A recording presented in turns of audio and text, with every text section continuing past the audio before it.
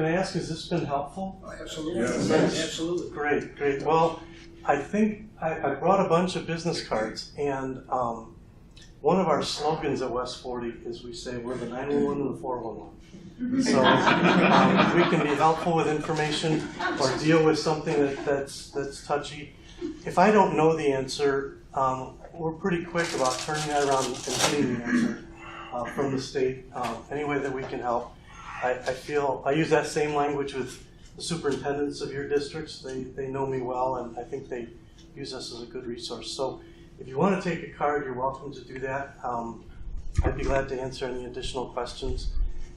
It may be that some of you are associated with other groups that would like to see this. You know, if a school board wanted me to come talk to the school board, I can do the same presentation to a school board or a Rotary, or if somebody's interested. I am a public servant. I'm here to help you, and so if I can, don't hesitate to call. I do travel a lot. I'm lucky and fortunate to be involved in some really neat conversations all over the state, trying to help kids and help schools improve.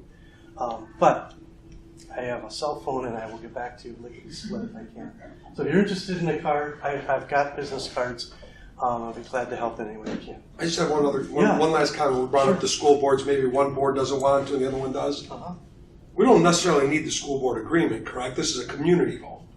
If the school boards don't want to or don't like each other or want to start a fight, we don't need them, so to speak, if we want to push forward. That's correct. So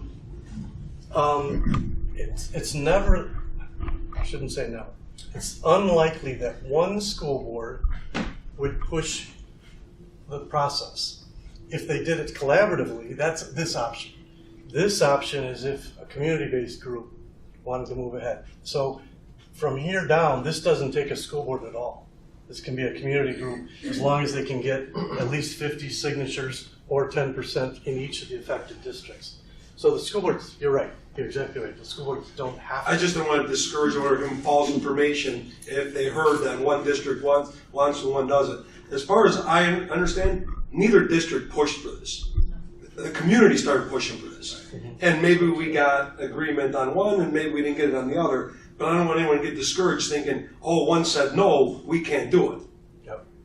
Yeah, and my position is, my job is to give the best information to everybody and then make an unbiased decision halfway through the process. So I'm willing to talk to anybody and give the best, current, accurate information I can. Yes. Just to understand this, in this area, you have Lee and Giles and Penoyer. If they consolidated, okay, Yes. would the kids still go to the same buildings, or would the Penoyer kids go to the Lee and Giles school? So that's part of the petition.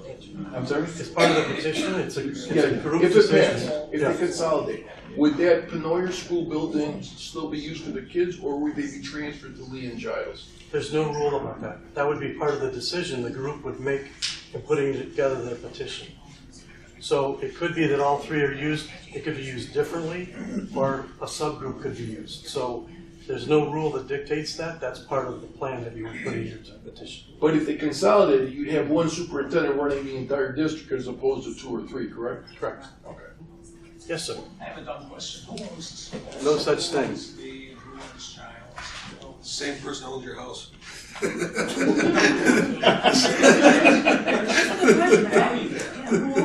So Who owns them? the school district itself is a legal entity. School districts own land. So school districts can buy or sell land. So would that be part of the petition? That, well, if we're giving up a building, then we're going to put that money into the Existing. Okay. It could be. You're going to have to assess values and all that. You're going to have to assess your assets and make decisions. You're going to have to come up with a plan for this. Right. That's the way it's going to go around. Right. And the interesting thing, I don't want to confound that question. What you said was exactly right, that's part of the decision-making process. Remember, the first step is that you elect a new school board. So you're going to have 7 members that now run that district. So anything that's subsequent to that, these new 7 people are making those decisions. These 7 people are voting on the new teacher contract or hiring the next superintendent. Those 7 new board members will be elected to to run that new district. And then they'll be making some of those decisions. But certainly that could be part of the petition. I don't know any case where I've seen a petition that included like a new school, but I have seen ones where they closed the school. Yes, sir. Just a comment, I mean, just by going, thinking again, the glass is half full. I mean, it sounds very complicated, but by going through the exercise, we may find out as a community that there are some really good advantages. We may find out there's very big cost savings. We don't know. I think that if we stay open-minded, we may be able to find something that really helps us make the community something better than what it is. It's an excellent comment, which goes back to the idea of town hall meetings and getting lots of input and involving conversation. Wherever that goes, here are things that would make it better, or these are hurdles we don't know what to do with. So I totally agree. Yes, sir. No, but if the petition was to be started, or at least to be put into the process of one, is there some form of guarantee that all the information that we would need, let's say the school boards wanted to do it, and the community wanted to start this up, how do we know we can get our hands on every single little detail that we need in order, because sometimes information is not always provided. So, It's hard to get. So I'll kind of go to the dark side and talk about like the hardest way to do that. If there was, It doesn't always show everything. Can't always. If there was a- stuff, man. if it was difficult. I think that a group can FOIA anything, and I would advise my districts. I believe my districts that they would do their best to answer those FOIA requests. The only reason I ask is I'm one of the Anger school parents. I know. Yeah, we've had a lot of contact, and he does when he says he's going to help you out, he gets back to you right away. His help is upgraded, and there's a lot of information that no matter what we did, we couldn't get our hands on. So there are a couple possibilities there. It's like if you're really working through the FOIA process, the Attorney General's office is the direction you go to file a complaint.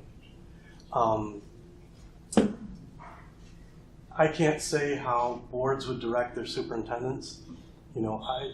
I feel very comfortable telling you the superintendents up here, the districts we're talking about, care deeply for their kids and would want what was best. Other boards, I think a couple boards have been pretty outspoken about where they stand, but districts could just relinquish whatever was asked for.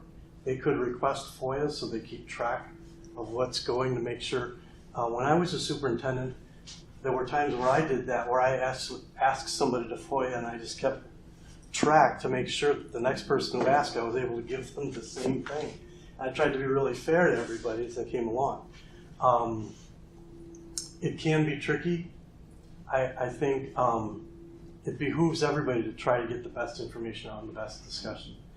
And I can't necessarily dictate how those personalities go, but by and large, if districts are feeling, if a board wants to be collaborative, it's easy. If the board instructs their superintendent to not, and don't give anything unless asked for it, then that's going to end up being a FOIA kind of situation. But you did say there is a way to go to talk to the Attorney General too.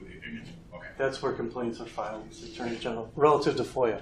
And if you do FOIA, you have to be specific in what you're really asking for. You just ask for this, that's all you're going to get. So you have to be very specific on what you're asking. Well, thank you all for coming. Thank you. I ran a little bit over, but